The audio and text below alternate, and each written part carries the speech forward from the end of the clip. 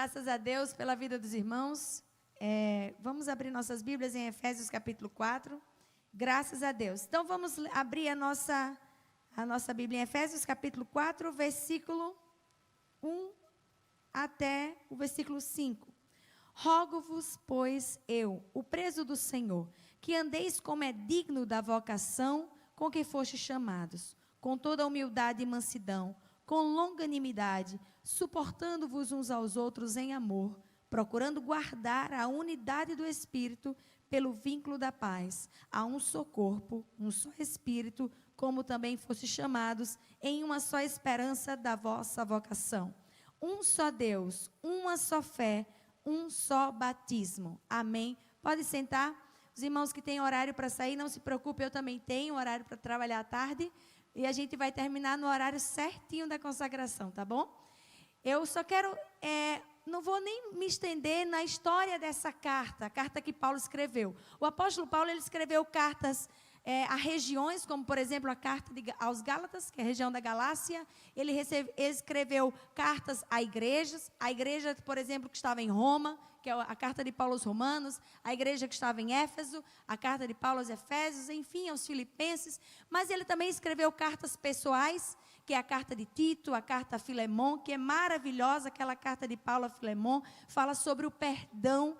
E nós vemos o apóstolo Paulo escrevendo preocupado. E em alguns momentos ele escrevia essas cartas em situações difíceis. Por exemplo, a carta de Paulo aos Filipenses, a carta da alegria, foi escrita em um momento terrível de prisão. Um momento que Paulo não tinha motivo para estar alegre. Ele estava preso, confinado. Um homem que tinha um público, um homem que tinha conhecimento, um homem que tinha influência na sociedade, agora estava detido por amor ao Evangelho. E este amor é tão grande no coração de Paulo que ele não se contenta em vivê-lo. Ele quer apresentar aos outros. E é exatamente isso que a igreja faz. É exatamente isso que nós estamos preocupados em fazer quando fazemos campanhas de oração, quando oramos por Joinville. A Assembleia de Deus ora por Joinville. Agora 1000 horas de oração. Nós não queremos apenas viver o amor de Deus. Nós queremos fazer com que os outros vivam e sintam o amor de Deus como nós estamos sentindo.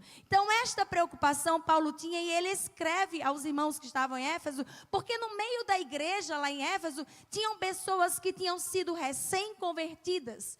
Eles não eram judeus, e eles chegaram na igreja e uma preocupação havia no coração deles. Será que nós vamos ser aceitos? Será que eu não sou judeu? Será que agora eu, como gentio, eu vou servir a este Deus e vai ter efeito na minha vida? Então Paulo escreve essa carta para dizer assim, ó, fica tranquilo, porque há só um Deus que não faz acepção de pessoa, um Deus que não olha para raça, região, ele não olha para condição financeira, um Deus que não olha para discrepância intelectual, não, um Deus que olha para todos da mesma maneira e por todos se entregou na cruz do Calvário. Paulo escreve para os irmãos que estavam em Éfeso ficarem tranquilos e também não terem discórdia entre eles, não ficarem dizendo, mas eu sou judeu, eu sou limpo, eu sou purificado, eu sou a nação santa, o povo escolhido. Não, o Paulo escreve dizendo assim, nós somos apenas um, diante de Cristo não há diferença. E eu estava pensando sobre unidade, e como eu sou professora do Fundamental 1, eu fiquei pensando, o que é uma unidade? Nós sabemos que o número 1, ele pode ser divisível, mas as crianças, até o 5º ano, eles ainda não sabem que esse número pode ser dividido. Eles começam a ver noção de fração, mas eles ainda não entendem que aquele número 1, ele vai ser dividido. Eles dizem assim, 1 é 1 e pronto, em qualquer lugar. Aí quando tem 2, pode dividir, 1 para cada lado. E nós devemos ser como criança. Aí eu cheguei à conclusão que nós devemos ser como criança mesmo. Aí se aplica a matemática na vida dessa criança, dizendo assim, se eu tiver 10 unidades, eu vou ter uma dezena. Se eu tiver 10 dezenas, eu vou ter uma centena. Mas eu não posso ter nada que se junte para ter uma unidade, porque 1 é 1 e acabou. E aí Deus está dizendo para você, não é só você, não é a sua força, não é a sua capacidade, não é. é todo mundo junto, é a igreja. A igreja cresce junta, a igreja ora junta e a igreja sofre junta. A igreja está sofrendo perseguição, nós devemos estar junto.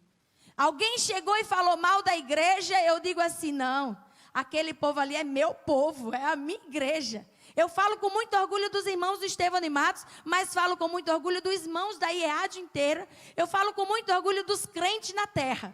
Porque eu sou igreja. Porque nós devemos ter essa certeza de unidade. Se o fêmur disser assim, agora pronto, eu vou ser o esqueleto todinho, ele pode? Ele não pode. O fêmur é parte da perna. A tíbia, ela pode ser o braço inteiro? Não, ela é parte do braço. O rádio, nós temos um rádio. Pode ser o braço inteiro? Não, é só parte do braço.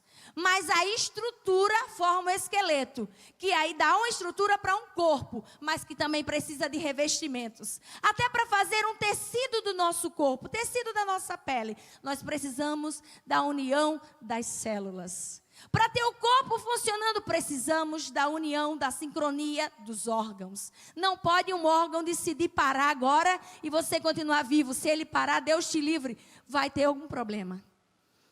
Dentro da igreja, nós temos que ter essa certeza. Eu faço parte desse corpo. Eu não posso parar. Se eu desanimar, vai refletir em alguém. Se eu parar, vai refletir em alguém. Se a igreja está sofrendo perseguição e eu digo, estão querendo ser demais, eu estou fazendo parte dos inimigos. Agora, na hora que eu digo, a igreja está sendo perseguida, eu sinto essa dor, eu sinto a dor do meu irmão. O ciclo de oração está devagarinho, a dirigente não está conseguindo. Se botasse outra dirigente, não, eu sou parte, eu sou corpo, eu vou ajudar essa dirigente, eu vou ser companheira. Coloca o ombro aqui e diz, eu te ajudo a levar essa carga. Divide as angústias. Há uma expressão por aí que diz, as pessoas suportam a alegria até que não seja maior do que a delas, ou suportam o sucesso até que não seja maior do que o deles. Enfim, com o crente não tem isso. A alegria do meu irmão deve ser a minha alegria. A tristeza do meu irmão deve ser a minha tristeza, deve ser a minha angústia. Não importa se é um novo convertido ou se é um crente de 50 anos de crente. Não importa se nasceu em berço evangélico ou se aceitou Jesus há 5 minutos. Quando Jesus voltar, a trombeta soar, vai subir do mesmo jeito. Então somos crentes, somos unidade, somos a igreja. E a igreja precisa estar unida. E a igreja unida, ela não vai ser jamais esquecida.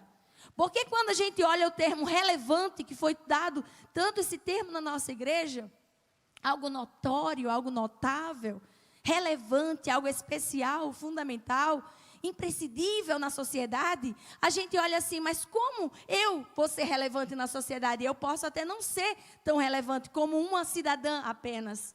Eu vou lá, voto, escolho o prefeito, escolho o governador, enfim, faço as minhas escolhas, mas eu sou apenas uma. Agora, quando a igreja se une em um só propósito, a igreja está agora forte e não tem como ela passar desapercebida. Ela vai ser relevante, vai ter a marca dela na terra. E o inferno vai ter medo.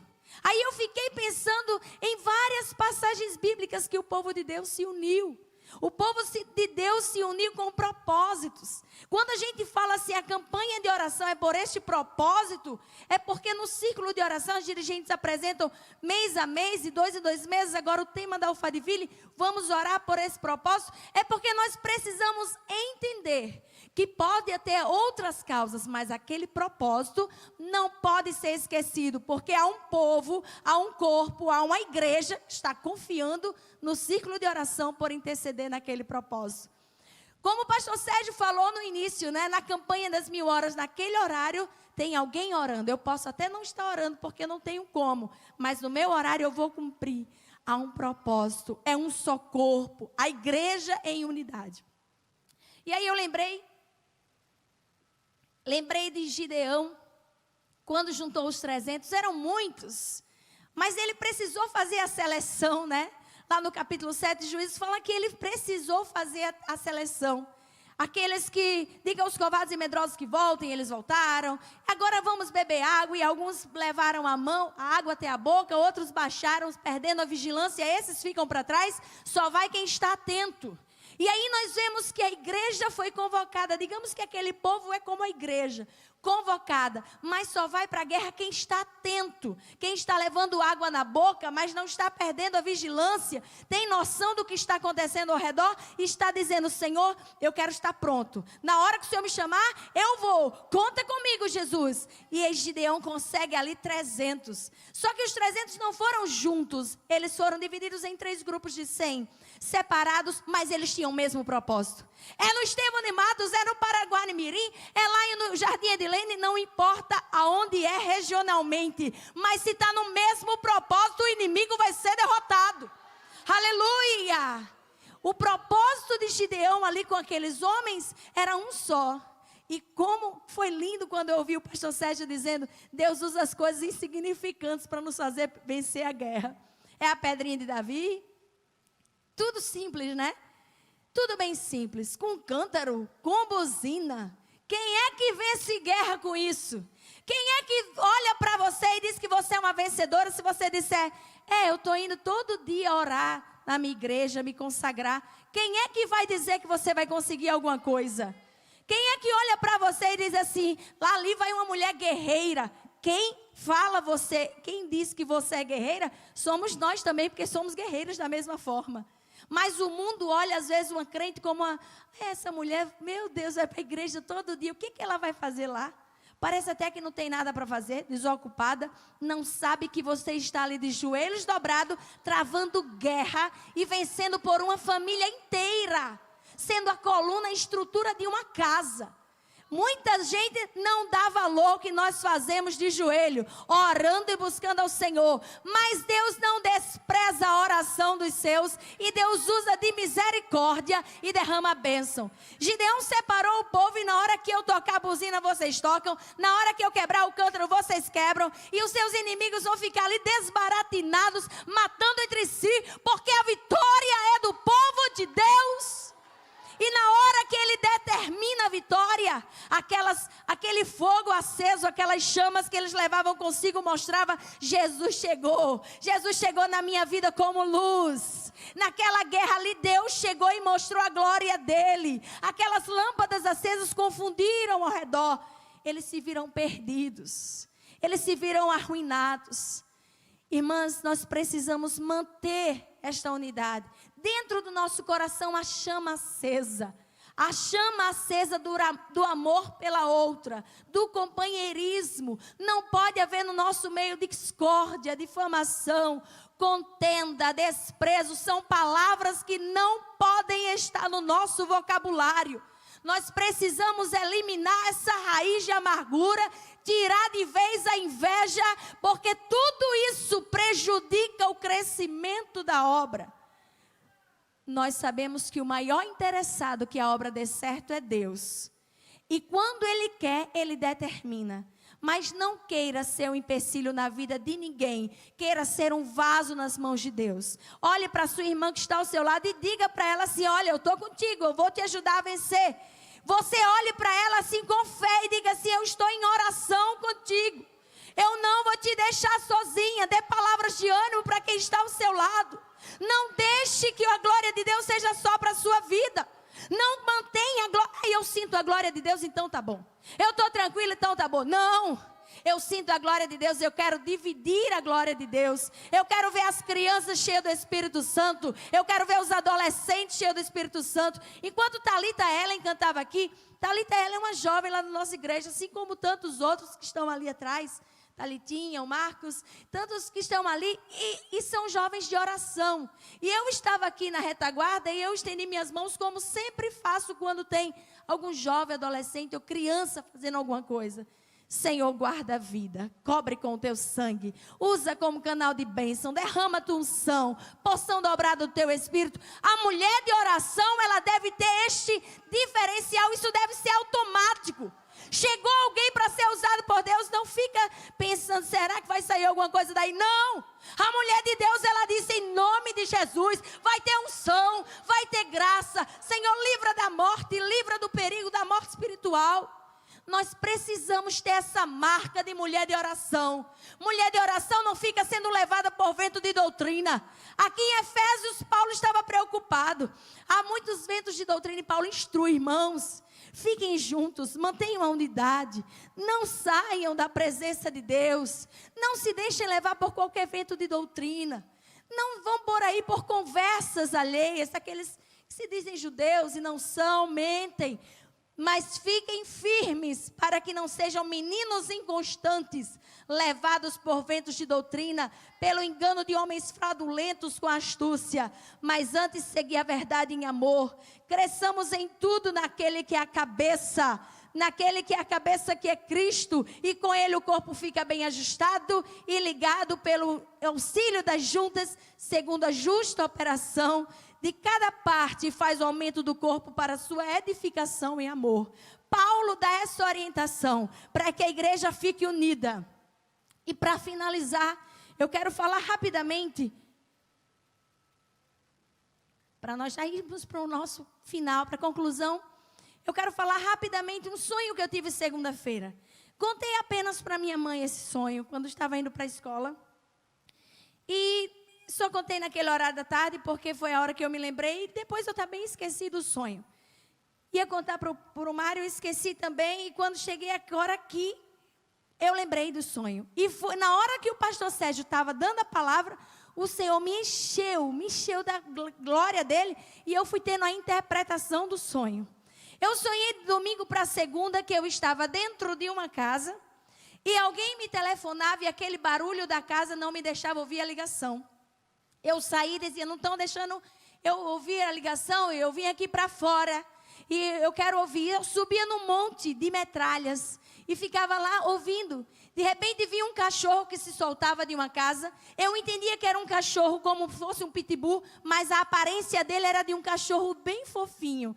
Tipo aqueles mansinhos de parece pelúcia. Mas na minha consciência, durante aquele sonho, eu dizia, é um pitbull. A aparência é fofinha, mas é um pitbull. E ele voava e passava por cima de mim, e eu fechava os olhos assim na ligação ainda. E eu dizia assim, vai me morder. Na hora que ele pulava assim, eu via passando por cima de mim, eu dizia, mas o sangue de Jesus tem poder. E na hora que eu dizia isso, o cachorro parava aqui, cheirava e não me mordia e eu ficava tranquila. Na hora que eu disse, o sangue de Jesus tem poder, eu parei de sentir o temor e fiquei tranquila. Passou, contei para minha mãe, ela, misericórdia, tu orou, orei, acordei de madrugada, orei. Amém. Esqueci do sonho. Quando estou aqui, agora, o pastor Sérgio falando, eu entendi assim, ó, veio como Deus dizendo assim, chamados para fora, é a igreja, chamada para fora da sociedade, para ficar separada e ter uma ligação comigo,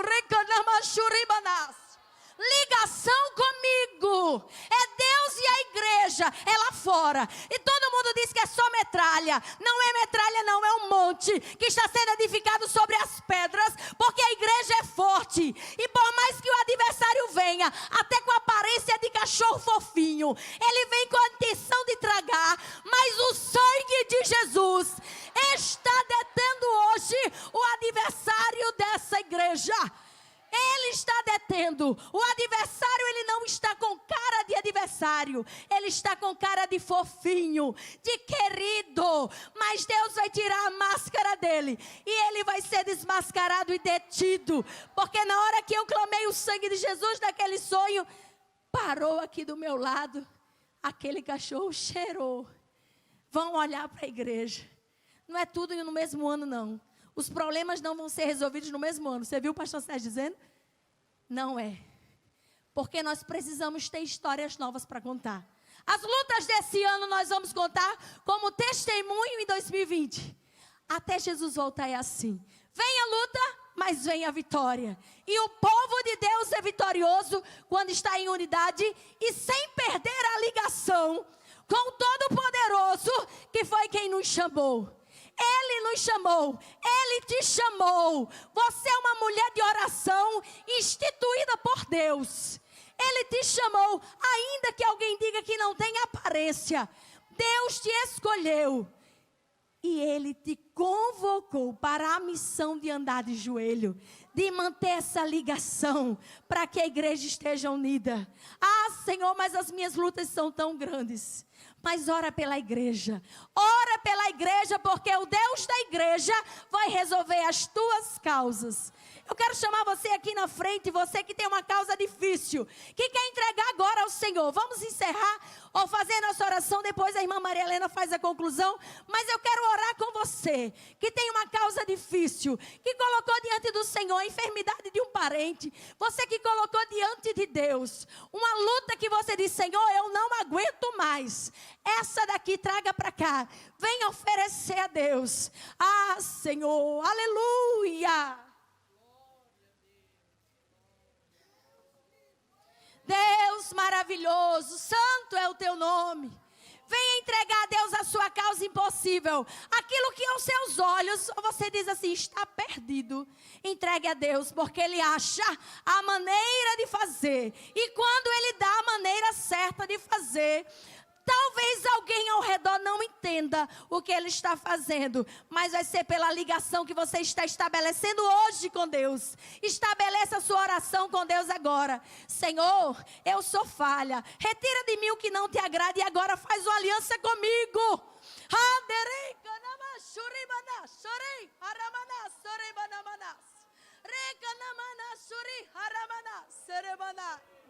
Pai querido e santo, Deus eterno, aqui estão as tuas filhas, trazendo diante do altar o que está difícil, aquilo que parece impossível, aquilo que um médico disse que não tem solução, aquilo que o advogado disse que é uma causa muito difícil. Senhor, elas estão trazendo aqui um marido que está dando trabalho, que está prejudicando, mas elas não querem desistir do casamento porque sabem que foi tu que instituísse, Pai. Pai, eles estão trazendo aqui um filho, ah Senhor, um filho que não tem vício, mas que ele está dentro do quarto detido pela depressão. Senhor, tu me mostra agora a porta se abrindo e aquele jovem saindo de lá barbeado, arrumado, para ser um vaso usado por ti. Meu Deus e meu Pai, em nome de Jesus, chega na vida desta mulher, Senhor, chega na vida da tua filha, Senhor, retira a angústia do coração, arranca a tristeza e coloca alegria. Enche essa mulher do teu poder, da tua glória, faz ela sentir a tua presença. Pai querido e santo, em nome de Jesus, nessa manhã, estabelece essa ligação agora, da terra com o céu, e toma esta causa para ti, porque aqueles que afrontam a tua igreja, serão teus inimigos, Senhor, não mais nossos. Tu já tomaste essa guerra por nós, em nome de Jesus, fica conosco, Pai, nós te agradecemos.